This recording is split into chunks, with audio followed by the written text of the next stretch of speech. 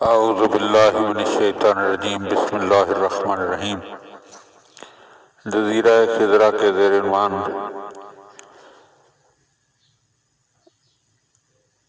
سید حسن ابتہی اپنی کتاب ملکات و امام زمان میں صفحہ نمبر 182 پر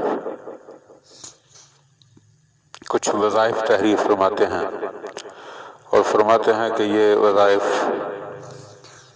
جنت الماوا نامی کتاب میں درج ہیں، جن کے ذریعے انسان حضرت رسول خدا صلی اللہ علیہ وآلہ وسلم اور ہر ایک امام معصوم بالخصوص حضرت امام زمان علیہ السلام کی عالم خواب میں زیارت کرنے کا شرف حاصل کر سکتا ہے۔ ان میں سے پہلا وظیفہ فرماتے ہیں کہ جب بستر پر سونے لگے تو اس وقت پڑھے اللہم انی اسألک یمن لطفہ خفیا و ایادیہا باسط لا تنقضی اسألک بلطفک الخفی الذی ما لطفت بہی لعبد الا کفاء ترینی مولایا علی ابن ابی طالب علیہ السلام فی منامی۔ فرماتے ہیں کہ لفظ علی ابن ابی طالب کی جگہ پر رسول خدا یا کسی بھی معصوم کا نام جو ہے وہ لیا جائے تو خدا بند عالم ان کی زیارت کا شرف عطا فرمائے گا۔ دوسرا وظیفہ جو شخص سورہ مزمل کا وظیفہ کرتا رہے یعنی دن اور رات میں ایک مرتبہ ضرور پڑھے تو اسے جس کی نیت سے پڑھے گا اسی معصوم کی زیارت ہوگی۔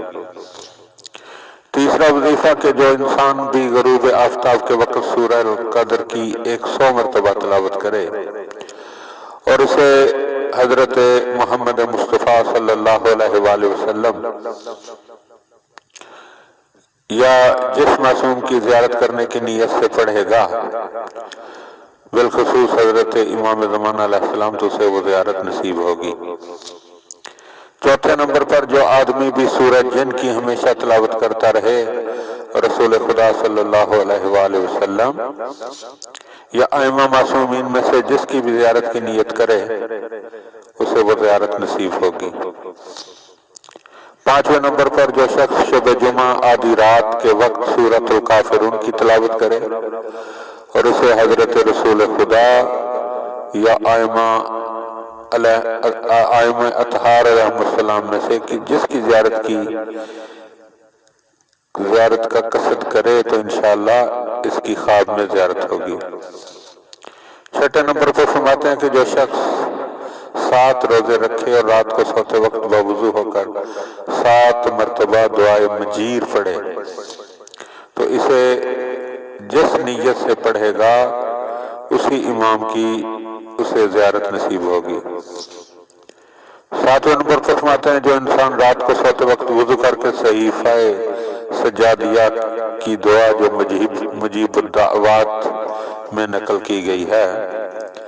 5 مرتبہ پڑھے تو اس کو جس معصوم کی زیارت کی نیت سے پڑھے گا انہی کی زیارت اسے نصیب ہوگی۔ 8ویں نمبر پر فرماتے ہیں کہ جو آدمی نماز ظہر سے پہلے 21 مرتبہ اور نماز ظہر کے بعد 21 مرتبہ سورہ قدر کی تلاوت کرے تو جس معصوم کی زیارت کی نیت سے پڑھے گا اسے وہی زیارت انشاءاللہ نصیب ہوگی۔ 9ویں نمبر پر جو شخص نماز عشاء کے بعد 2 رکعت نماز پڑھے جو سورت چاہے اس میں پڑھے نماز کے بعد اس دعا کو 100 مرتبہ پڑھے تو جس معصوم کی زیارت کی نیت سے پڑھے گا وہی زیارت اسے نصیب ہوگی۔ اور دعا ہے بسم اللہ الرحمن الرحیم یا نور النور یا مدبر الامور بلغ منی روح محمد و ارواح آل محمد تحیتا و سلاما۔ 10ویں نمبر پر فرماتے ہیں جو شخص نماز تہجد کے بعد 1000 مرتبہ سورہ کوثر اور 1000 مرتبہ درود پاک پڑھے یعنی اللہم صلی علی محمد و آل محمد تو جس معصوم کی زیارت کی نیت سے پڑھے گا اسے وہی زیارت نصیب ہوگی۔ دعا ہے کہ خداوند عالم ہمیں ان امور کو سمجھنے اور ان سے مستفید ہونے کی توفیق عطا فرمائے۔ اللہم صلی علی محمد و آل محمد۔